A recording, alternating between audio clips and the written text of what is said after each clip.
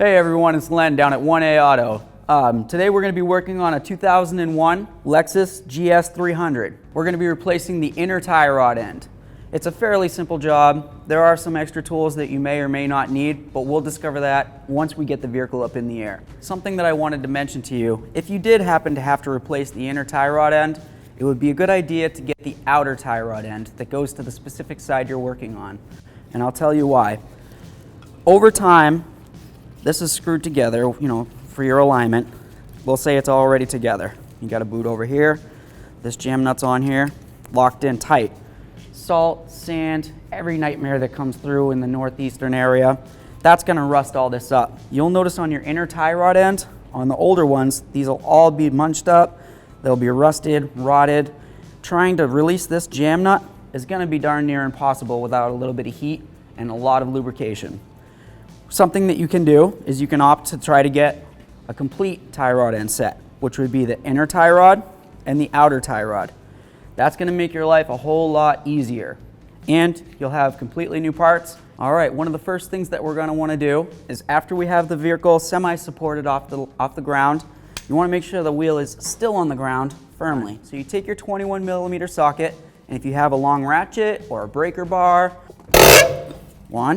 just a little bit. You don't want to go too far. Now as we take off this one last lug nut, you want to make sure you hold that wheel on. You don't want it to fall off, go bouncing off, hit you in the knee, hurt yourself. Safety is key. Let that down nice and easy. All right, so now while we're trying to take off these tie rods, we get the outer tie rod here, your jam nut as I mentioned before, and your inner tie rod with the inner tie rod boot. What I want to do is I want to break this jam nut free. Sometimes they'll be really hard to do. We want to do that while it's still attached to your knuckle for added support. Let's give it a try. I have these right here, a little bit of length. With a big enough lever, you can move the world, as they say. So let's give it a try and see if this puppy breaks free. Nice. There we go. Love it. All right. Next, what we're going to do is we're going to take off this nut. So come on up. So now we're back up top. We loosened up our jam nut while this was still attached to the knuckle. We've got the same little clip like what we saw before, or maybe you haven't seen, but it is in one of my videos. We're gonna pull a little ear off, or off to the side, and then pull it out. The ear that I was talking about is this, and it wraps around the side of this slotted nut. Put that aside so you don't lose it. Next, we're gonna take our 17mm. You can use a shallow socket if you want. It'll probably be better than a long socket because you don't want to be up here. Might as well be as close to what you're working on as possible. Goes right on, 17mm, 6-point socket. We're going to try to break this free. There we go. If you have an air gun, it'll take you 10 seconds. You got a ratchet, it'll take you 30. Take that nut right off of there. As always, I pre-spray everything, so it already worked its way in there. Now what I'm going to do is I'm going to get my big fabulous hammer and I'm going to whack the knuckle, try to break this free. What I'm going to also make sure I do is I'm going to put this nut right back on. You don't need to go all the way on. A couple threads, 3, 4, 5, whatever you want to do. It doesn't have to go all the way down. Basically just so when you whack it and this does break free, it doesn't come falling down. If you're working on the ground, you get your face near there or whatever, God forbid somebody gets hurt, safety first. Don't let this go anywhere. This will help prevent any safety hazards. Like I said, using my big fabulous hammer, I'm going to hit right on the knuckle. I don't need to hit the tie rod. I don't need to hit the nut. At some point, if it doesn't break free from here, I could use a little chisel or even a hammer on there because we're going to be replacing the tie rod end anyway. If we weren't replacing it, you would not want to hit this. Here we go.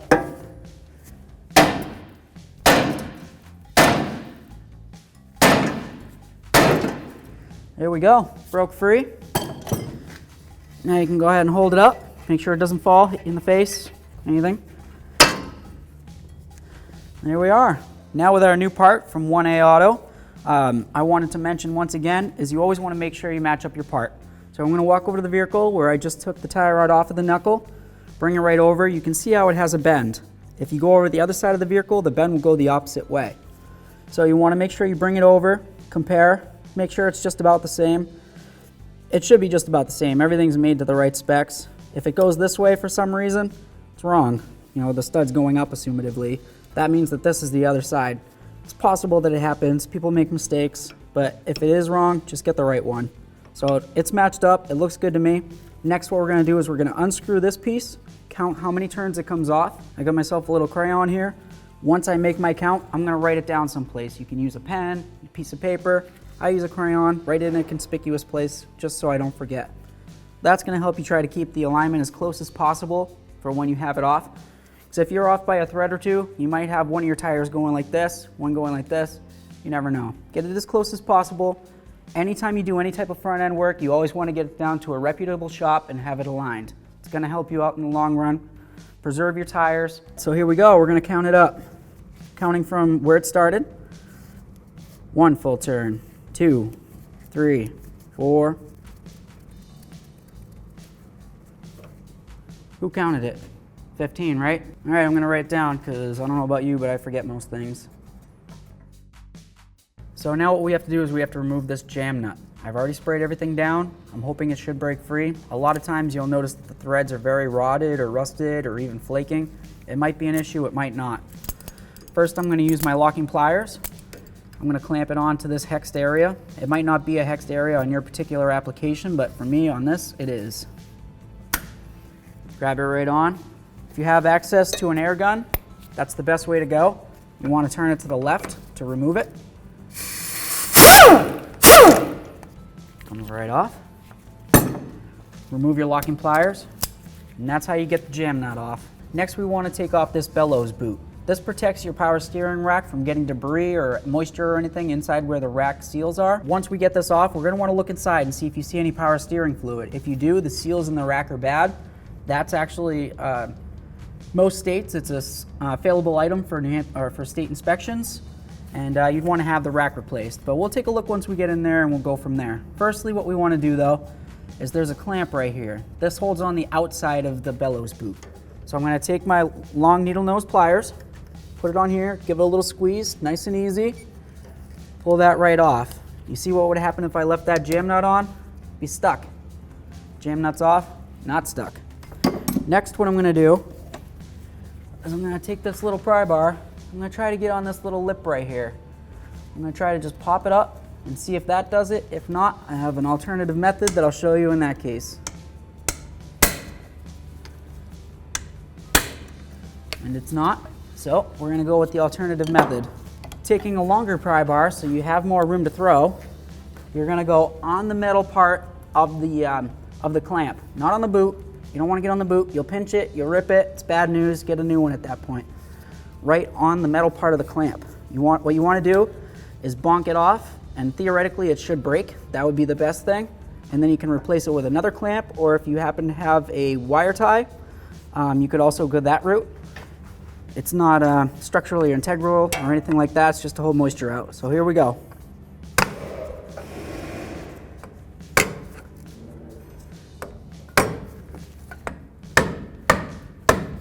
Wow, this thing's a fighter. And the trusty old cutters. All else fails, brute force. Lastly, to get this boot off, just give it a twist, break it free from the rack. Keep twisting, hold your inner tie rod. You should be able to pull it right off a lot of times. And there you go. Now we have access to removing our inner tie rod end. This is the part where the rack was on. This is the part where the inner tie rod came through. We want to just go around it and make sure that there was no rips, tears, cracks, breaks, dry rot, anything like that. All right, so now that we have full access to our inner tie rod end, we'll notice that it has locks on it. It's pretty much just a washer that's peened over, and it grips onto the sides right here. But first, as always, you want to compare your new part to your old part. We have our quality 1A Auto inner tie rod end with a brand new jam nut. We'll remove that before we install it. You just want to hold it up kind of close, give it an eyeball, make sure it matches up here, matches up there, doesn't stick out all the way out to here, because when you do your count, you're going to be like, wow, Len, something's wrong. Looks like it's just about right to me. So now let's go ahead and pop these pins. We're going to push those back out of the way. We've got the little ear right here and one on the exact opposite side. All we want to do is get a pry bar or whatever you might have that can get in and up against it, put it up against that little locking tab, and bend it away. You don't have to go crazy, just has to be a little bit away. I'm going to come over to the other side. That looks like that should do it. Now I'm going to grab my long pliers. You want something with some leverage, like always. The more leverage, the better. Get it so it's nice and tight. Break it free. Now we're just going to unscrew it. You can do that by hand generally. Come on, baby. And there we are. This is your locking clip right here. All right, so here we have our old inner tie rod end, and we have our new inner tie rod end. As you can tell, this thing's a little worn, a little old. Get this out of here. We have our new inner tie rod end, ordered directly from 1aauto.com.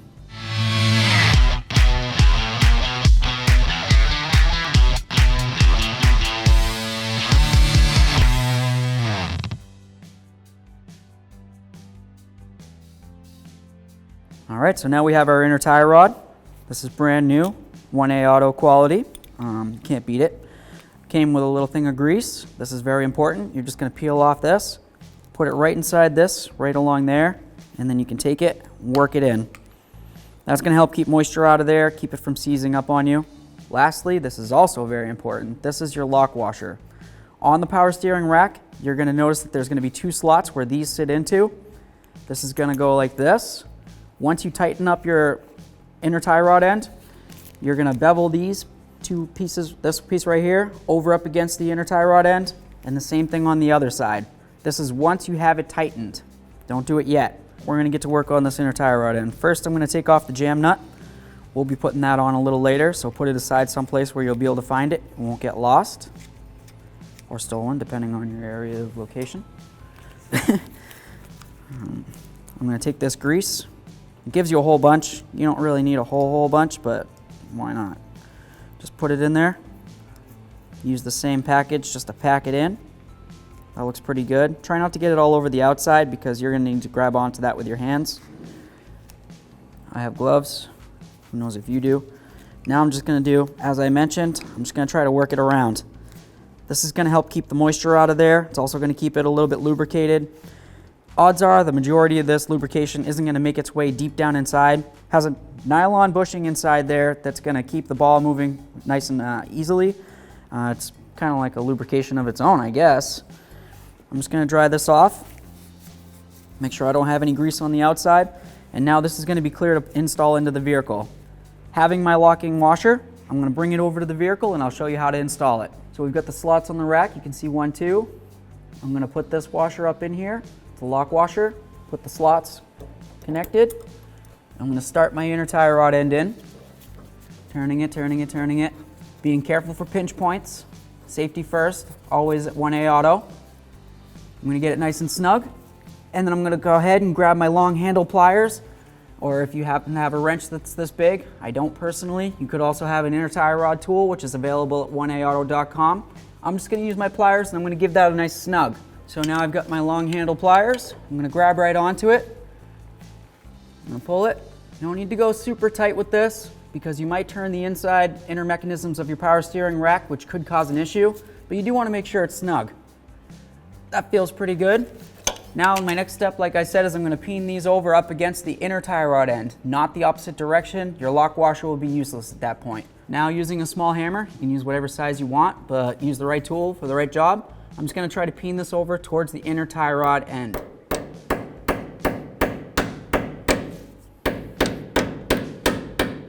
This side's nice and locked in, flat up against the side of the inner tie rod end. And now I'm going to walk over and do the same to the other side. So now we're going to go ahead and install our bellows boot onto the inner tie rod end and the power steering rack. One thing that I'd like to mention is the person that's going to be doing your alignment is going to love this. Take a little bit of this inner tie rod grease if you still have a little bit left in your packet. Put it right on here. And I'll explain to you why. Now when I put this inner tie rod boot on here, or bellows boot, whatever you'd like to call it, I'm going to go all the way here. It's going to be wire tied on right here, and then I'm going to have the clamp right here.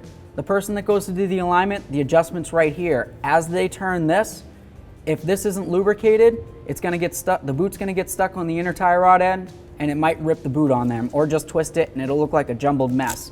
Doing a little bit of something like this is going to go a long way for you down the road. So here we go. I'm just going to go, having removed the jam nut, I'm going to go right over the inner tie rod end, bring it right through, put this up on here, onto the rack. You can use your wire tie, or if you still have the clamp, or a clamp, whatever you want to use, I use a wire tie. I have access to one. Put it through. And this doesn't have to be super tight, but what I do like to do is grab it with a pair of needle nose pliers. Just give it a little tweak. That's good. And then I'll use my cutters. Cut off the end of it. Next thing I'm going to have to do is I'm going to put the clamp on this end, put it inside my long nose pliers, go right over the inner tie rod end, over the bellows boot, or inner tie rod boot, whatever you'd like to call it. And that's on there good. You can move freely. That's going to be perfect. So now when the alignment's done, it won't rip your boot, it won't cause any binding. Everything's going to be good to go. So now what we're going to do is we're just going to apply a little bit of copper netter seize onto here. And that's going to make it so as we put on this jam nut, first of all, it'll screw on nice and easy. Not that it probably wouldn't anyway, being a brand new quality 1A auto part. But also, for when somebody down the line goes to do the alignment, or if for some reason you need to replace this again because your car sticks around forever. Now we're going to install our outer tie rod end. I have that right here. I've already matched it up. We remember that it's 15 turns, as notated, as I wrote down. So here we go. I'm going to start. Let's see. Wait until it gets going here. All right, now we're going to count it. 1, 2, 3, 4, 15. This ended facing up. That's where it started. Perfect. I'm going to line up the stud with this right here. We can start our nut. Turning to the left to find our first thread. Get it started. Next, we're going to take our jam nut. We're going to turn it down towards the outer tie rod end. And the jam nut, with its name being what it is, jams the outer tie rod end in onto the inner tie rod end. So the adjustment won't move on its own. You can take your adjustable pliers, you can take a wrench, you can take whatever you want. Get this thing going. And you're just going to give it a little. All right, now we have our castle nut started. We're going to go ahead and lift up on the tie rod, pull it down as close as we can, finger tight. If you have a wrench that ratchets, that's great. If you don't, you can wrench it. Or if you chose to, you could take off the whole caliper bracket, use a socket and ratchet. It's all completely up to you.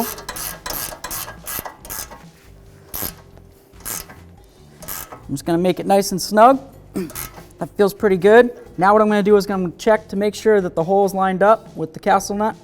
And remarkably, it looks like I did. So I'm going to go ahead and put through this little cotter pin, push it through, locks right into the castle nut. And I just wanted to mention that if you did choose to take off your caliper bracket so you can torque this outer tie rod nut, the torque specification would be 64 foot-pounds. All right, now it's time to get the wheel up on here. Roll it up onto your leg or your knee. Never lift with your back unless you have to. You really shouldn't have to most times. Go ahead and grab a lug nut. We're going to start one on. Getting it lined up.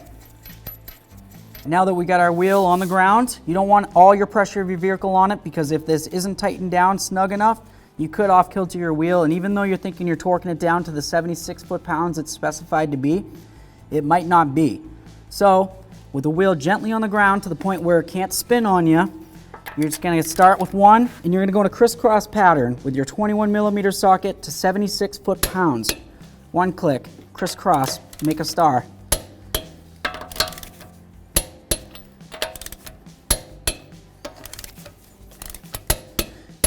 If you're feeling up to it, let's go around one more time. 1, 2, 3, 4, 5. This puppy's all torqued up. Good to go. Thanks for watching. Visit 1AAuto.com for quality auto parts shipped to your door, the place for DIY auto repair. And if you enjoyed this video, please click the subscribe button.